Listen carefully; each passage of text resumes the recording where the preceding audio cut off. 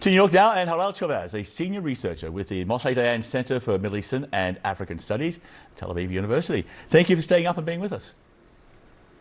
Hi, John.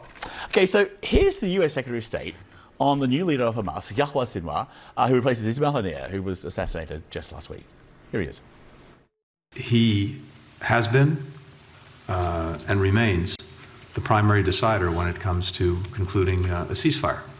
And so I think this only underscores the fact that it is really on him to decide whether to move forward with a ceasefire that manifestly will help so many Palestinians in desperate need. Hamas has never shown any real concern for the people of Gaza, so put that to one side. What's in it for Sinwar to agree to a ceasefire now? His predecessor, Ismail Haniyeh, was apparently pushing for a deal. He was killed in a presumed Israeli airstrike. Well, you see, at the end of the day, in Israel, the people who recommend about assassination of someone like Haniyeh would be the security establishment. Now, they are the same people who deal with the hostages deal. So if it would contradict each other, they wouldn't do that.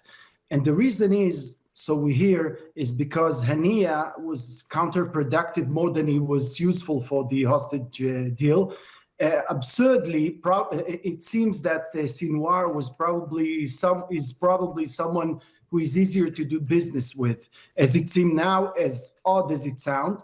But it has some advantages that, indeed, as Secretary Blinken mentioned, he is the one who will concentrate the whole thing. Right now, Israel is facing not just a possible strike by Iran in retaliation for Haniyeh's death, but also by the Iran-backed military group Hezbollah, which are based in Lebanon. I want you to listen to a little more now from the Hezbollah leader, Hassan Nasrallah, whose deputy was also killed last week in an Israeli airstrike. Here he is.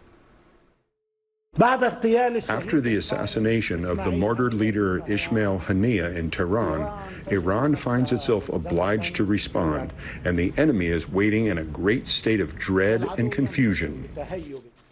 This almost seems uncharted territory here for Israel. If there is a coordinated strike on Israel, Iran and Hezbollah together will be firing not just short-range missiles, but which can easily be shut down by the Iron Dome, but also drones and ballistic missiles, which Iron Dome is not designed to deal with. So have Israeli air defenses, just from a military point of view, ever faced a potential threat like this?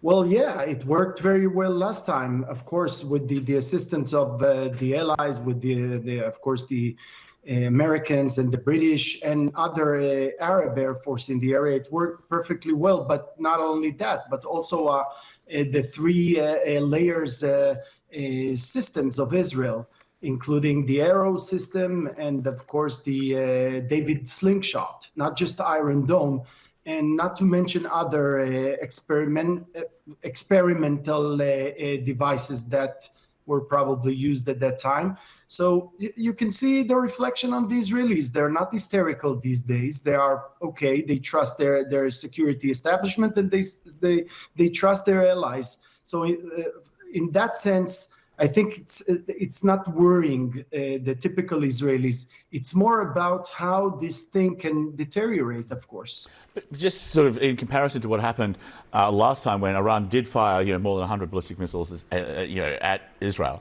that was just Iran by itself. This time it could be Hezbollah joining in. And also last time it seems the Iranians really telegraphed their punches, giving Israel and the allies time to prepare. It seems a lot different this time. You're absolutely right, John, that it is challenging.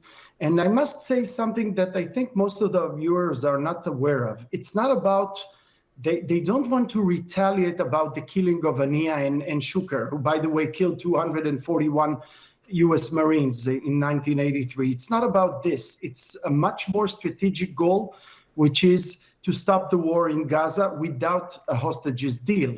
And by that, of course, stopping Israel from destroying Hamas, and the next stop, which is, of course, Hizballah. So the whole thing is very challenging. But I think, and we heard that between the lines today at Nasrallah's speech, that they are seriously concerned because of two things. One, it seems that the allies are, will defend Israel again, and it would be efficient. And the second thing is that Israel made it clear that this time the retaliation of Israel won't be just one missile that will hit its target as it did last time, but a much stronger message. Harel Chorev, thank you so much for being with us, sir. We really appreciate your insights as well as your time. Thank you. Thank you, John. Thank you for having me. Pleasure. Thank you, sir. Well, a grim